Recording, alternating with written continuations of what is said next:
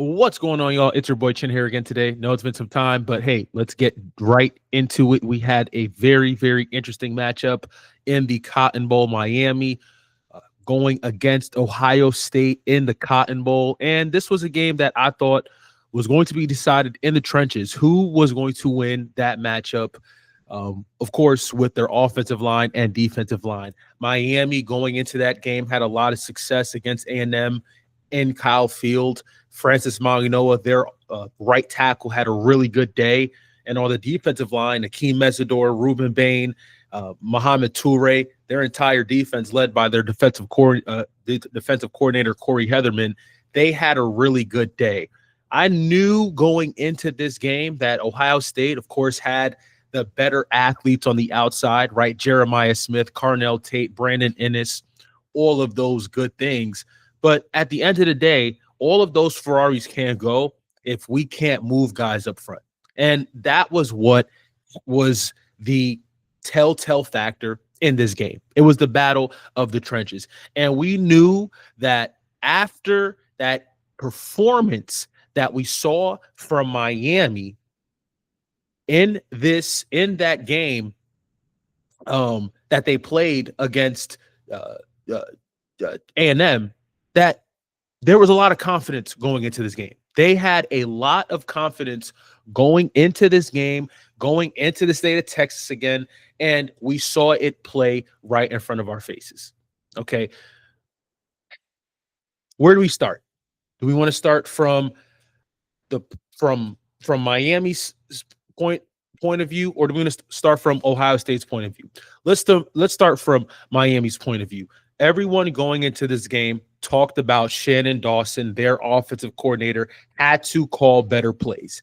The atmosphere, the conditions that they played in the A&M game was not going to be anywhere close to the conditions they were going to be playing in the Control Dome in Dallas. And we saw that. I mean, they were very efficient. I think they were pretty balanced running the football. 138 yards passing you got from Carson Beck. You got 153 rushing yards on the ground. So it was a pretty efficient and balanced attack. And I think another thing we have to give credit to Miami was Carson Beck's ability to extend plays with his feet. That's what he did. Pivotal third downs. There was a third down that was a third down he converted in the first half. That was a first down that they said it wasn't, just absolutely ridiculous. But he was extremely, extremely confident with his ability to run the ball, and his experience showed. His experience showed in this game. Julian Sayin, you could tell Julian Sayin, we'll get to Julian Sayin, but you can tell the experience difference between Carson Beck and Julian Sayin. So a big shout out to Carson Beck. Also a big shout out to Mark Fletcher. He had a big game against A&M. He carried it over into the Ohio State game. Everyone was saying, hey, this Ohio State front with Caden McDonald, Caden Curry, Kenyatta Jackson, all these guys they're all dogs, not taking that away from them.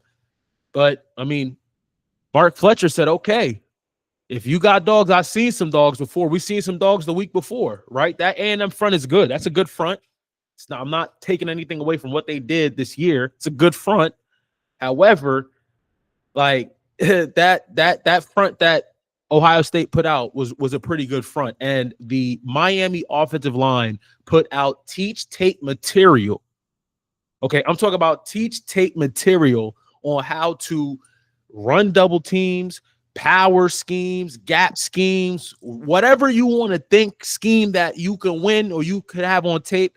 The Miami offensive line did that, and Mark Fletcher was able to eat 19 carries for 90 yards. The dude is a beast. He's a beast, and he's a major reason into why Miami won this football game.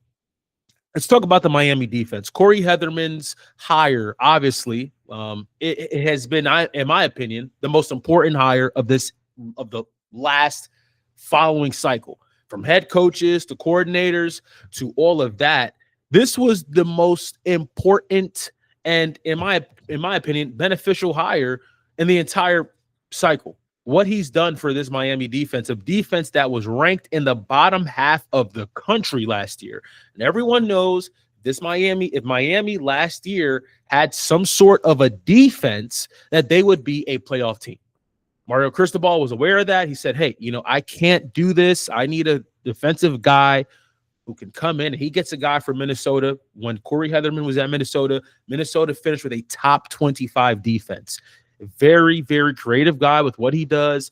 And he brought this same mentality to Miami. And you're seeing it. Jacoby Thomas had a big game, 7 tackles. Mohamed Toure, another big game. Wesley Bisson, another big game, a sack and a tackle for loss. Akeem Mesidor, Keontae Scott with the pick 6, a major play in this football game. And should I even talk about Ruben Bain? Unblockable. They just couldn't find – they didn't have any answers for him, right? Whether it's stopping the run, whether it's getting after Julian Sand, the Ohio State offensive line had 0 answers for Ruben Bain.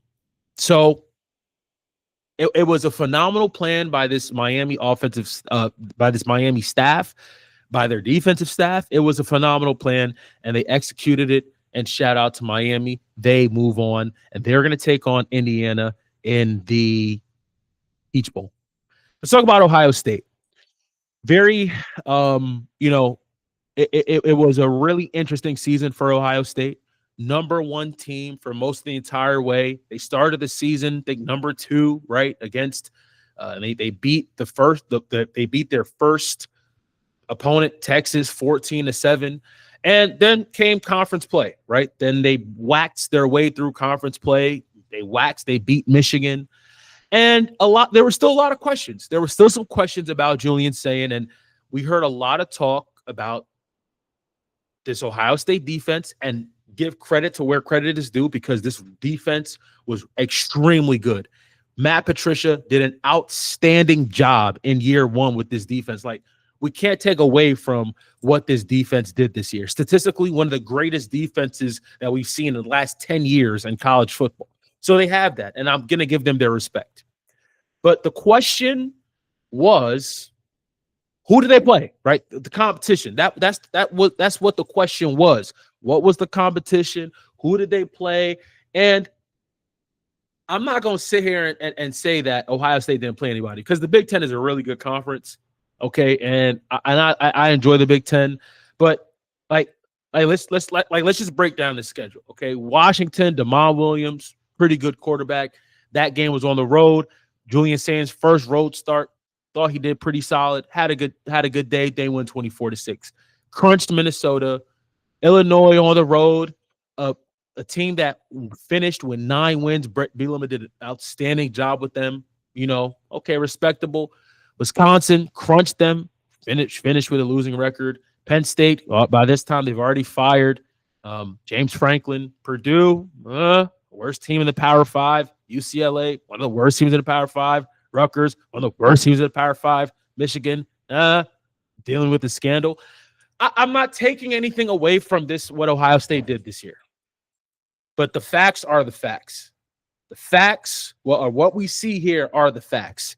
This was not a really good schedule. It wasn't. When we could all say that, I'm not going to, right? It wasn't a pretty good schedule. But this is the dilemma that I have with Notre Dame. The opportunity for you to show, you were the number 1 team or whatever the case may be, you didn't. In the last 2 games of the season, Ohio State with Jeremiah Smith Jr., Carnell Tate, Brandon Ennis, in 2 games in the last of the season, they combined for 24 points. That cannot happen. That can't happen. That's unacceptable. With that firepower, with that nuclear type of energy in that wide receiver room, there's no way in 2 games you score 24 points. Ryan Day, in my opinion, Brian Hartline, in my opinion, those are one of the brightest offensive minds in our sport. And you think that with the talent they have, that they'd be more productive. And again,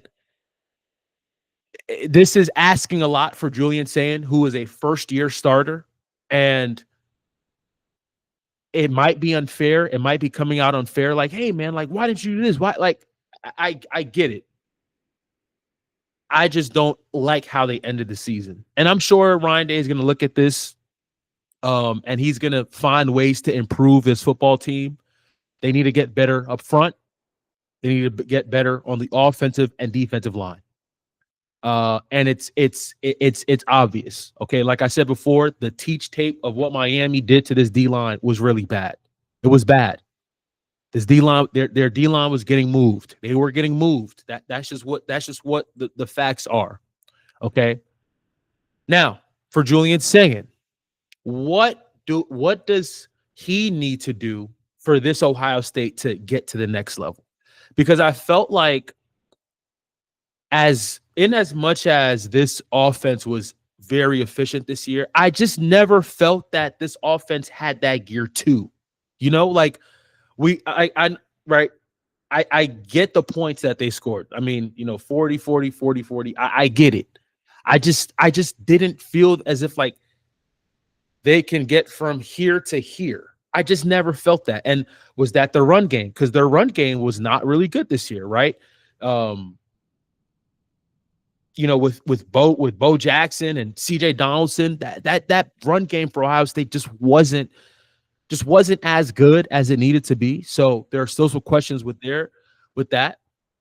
So there's that. I think there's that. But look, Ryan Day is going to look himself in the mirror. I think he's going to do some great evaluation in the portal and ask himself, hey, we need to get better up front. We need to get better on the offensive line. And I think they'll make the adjustments and they'll be fine. But Miami, at the end of the day, for what this team is worth, what they've been able to do, this team is rolling. They're doing it a different style. They're a physical, nasty, grown football team. And it's going to be a very interesting challenge when they take on Ole Miss in the Fiesta Bowl. We'll see what happens. Keep liking, keep commenting, keep sharing. Love you guys. God bless. Peace.